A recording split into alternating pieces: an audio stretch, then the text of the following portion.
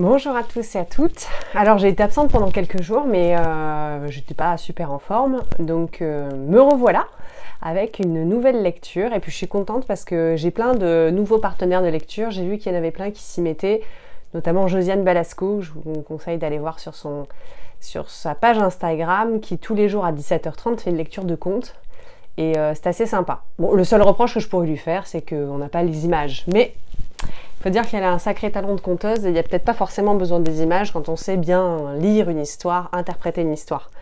Je n'ai pas ce talent-là et je n'ai pas non plus le talent de Marlène Jobert. Donc je vous montre ici le livre que je vais vous lire aujourd'hui. Donc Marlène Jobert qui lit sur le CD qui est vendu avec le livre, l'histoire d'Hansel et Gretel. Moi c'est une histoire que j'aime beaucoup, mes enfants l'ont étudiée, l'ont vue, enfin voilà, quand ils étaient à la maternelle. Notamment mon fils, et je me souviens que sur le thème d'Hansel et Gretel, on avait fait un truc super amusant. C'était qu'on avait construit une maison de pain d'épices recouverte de plein de bonbons. C'était super joli, donc c'était pour sa classe. Et elle était garnie de bonbons, le jardin était garni de bonbons. Enfin, on avait fait un truc de dingue. Et on s'était beaucoup amusé à le faire. Donc, comme quoi, vous voyez, sur n'importe quoi, on peut dériver et proposer plein d'activités autour d'un livre, autour d'une thématique. Donc même Hansel et Gretel, il y a de quoi faire. Donc les enfants, installez-vous confortablement. Je vais vous lire l'histoire d'Hansel et Gretel. Il était une fois, à l'orée d'une grande forêt, une modeste maison où habitait un bûcheron et sa femme. Ils vivaient très misérablement avec leurs petits jumeaux, le garçon Hansel et la petite fille Gretel. Cette année-là, une grande famine s'abattit sur le pays et un jour, à la maison du bûcheron, il n'y eut plus rien à manger. Les parents ne pouvaient se résoudre à laisser leurs enfants mourir de faim. Donc là, vous voyez la fameuse maison avec la famille d'Hansel et Gretel.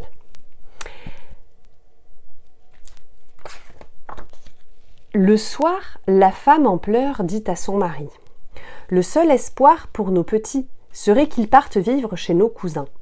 Ils sont sans enfants, ils ont bon cœur et un peu d'argent. » Mais la maison des cousins était si éloignée, à l'autre bout de la forêt, que les parents très affaiblis par des mois de privation ne se sentirent pas la force d'accompagner leurs enfants.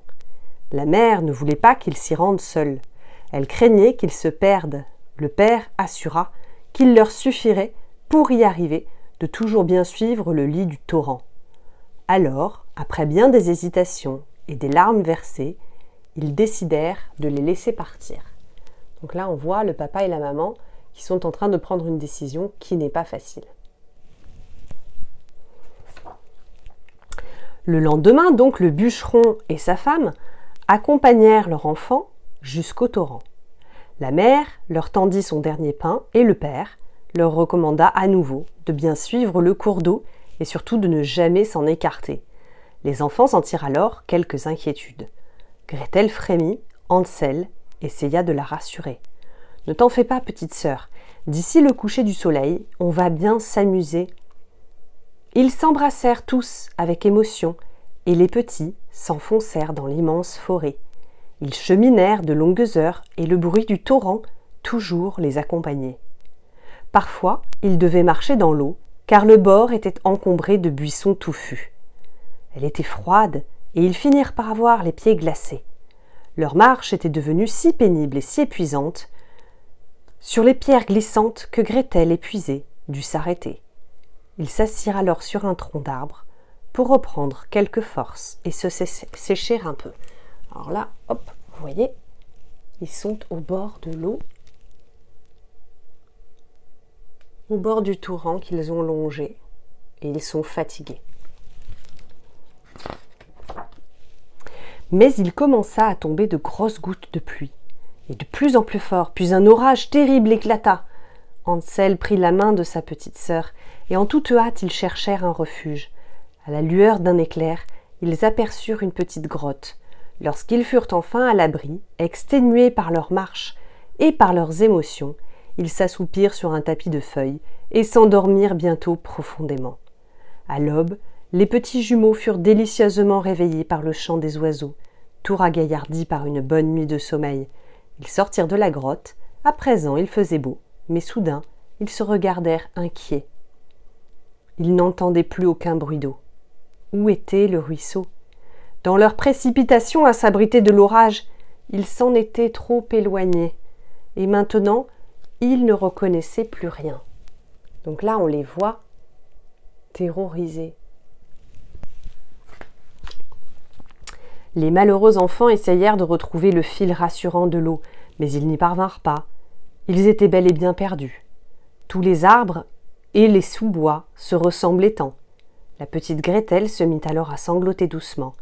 Son frère la prit dans ses bras et la serra très fort pour la réconforter. Ils errèrent une journée entière. Ils se reposèrent une fois sur la mousse, puis marchèrent encore et encore. Mais plus ils marchaient, plus ils se perdaient. Alors là, on les voit dans la nuit. Bon, c'est une histoire qui fait peur, mais je te rassure, ça se termine bien. Ils étaient au bord de l'épuisement lorsqu'un bel oiseau blanc au chant, merveilleux et doux, vint se poser près d'eux. Les enfants l'écoutèrent avec ravissement, puis ils le suivirent à travers les feuillages. C'est ainsi que l'oiseau les entraîna jusqu'à une étrange petite maison. En s'approchant, ils furent surpris de voir que les murs étaient en pain d'épices, le toit en pâte d'amande, les fenêtres en caramel, la porte en chocolat et la cheminée en nougat. Dans le jardin poussaient même des sucettes. La maison de rêve, dis donc, tout en bonbons, tout en sucreries. Les enfants n'en croyaient pas leurs yeux. « Quelle veine !» s'écria Hansel en se jetant sur le caramel. « Cueille donc les sucettes, moi je vais goûter une fenêtre. » Et tous les deux en riant commencèrent à croquer. Qui un morceau de cette incroyable maison, qui un bout de cet extraordinaire jardin. Alors là, on voit, hop, ils sont en pleine dégustation.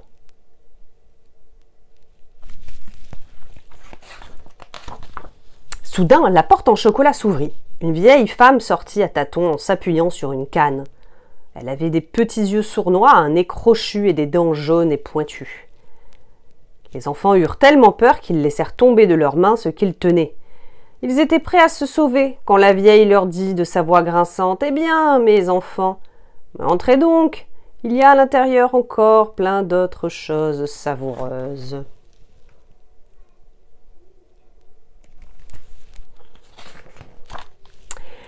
Elle les prit par la main, les fit entrer. Là, elle leur servit toutes les gourmandises dont ils n'auraient osé rêver, des crêpes au coulis de framboises, de la compote d'abricots, des sirops de fruits, des tartes aux cerises. Les deux enfants émerveillés se régalèrent joyeusement de toutes ces délices.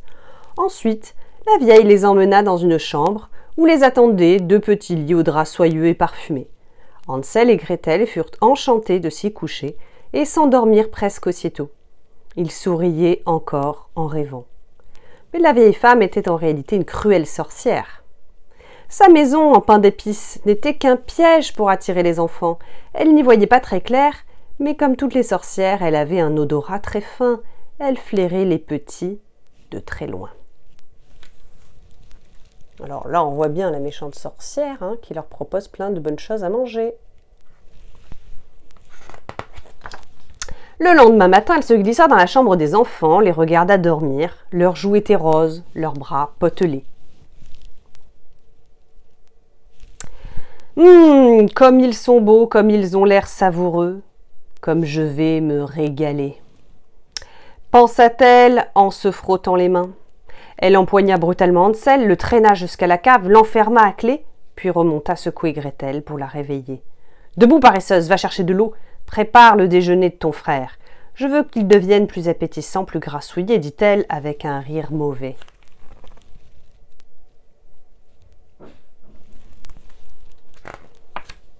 La petite fille épouvantée, quand elle comprit les sinistres intentions de la vieille. Elle pleurait à chaudes larmes, mais il lui fallut bien obéir. À partir de ce jour, sur le regard méchant de la sorcière, elle prépara les mets les plus délicieux, les plus copieux, pour son jumeau chaque matin. La vieille allait à la cave et criait « Hansel, passe ton petit doigt par la grille que je vois si tu es devenu assez gras. » Mais Hansel, qui était malin, s'était aperçu que la vieille n'y voyait pas grand-chose, alors à chaque fois, il lui tendait un petit os à la place de son doigt. La vieille le tâtait et disait en râlant « Oh là là, il n'engraisse pas vite pourtant, avec tout ce qu'il avale, Ce n'est pas encore demain que je pourrai le manger.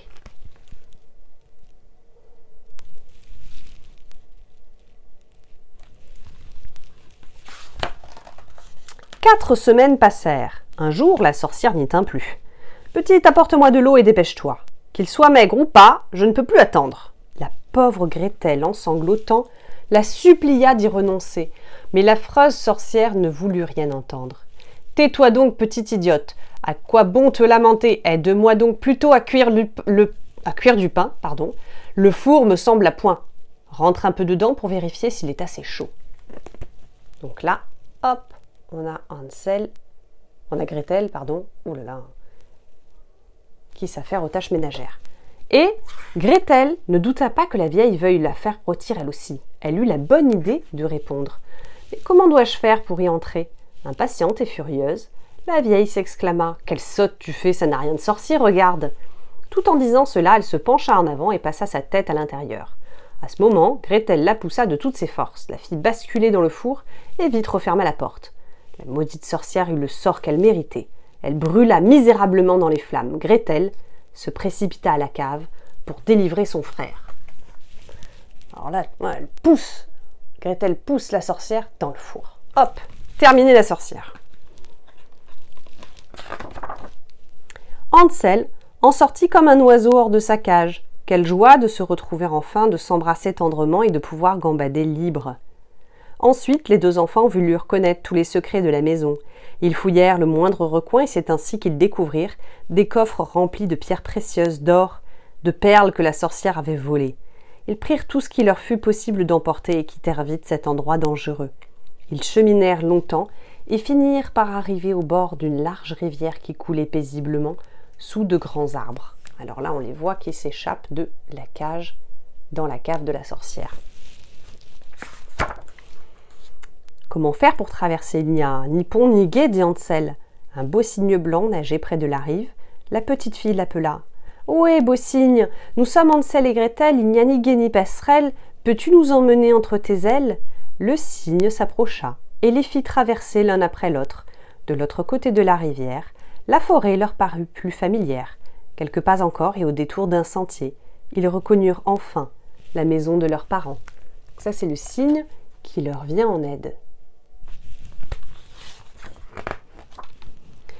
Ils s'approchèrent doucement, regardèrent par la fenêtre, leur mère sanglotait, leur père disait justement « Nos pauvres enfants, où sont-ils maintenant ?» « Nous voilà !» crièrent les deux jumeaux en entrant et en se jetant dans leurs bras. Ce furent des embrassades, des rires, des larmes de joie.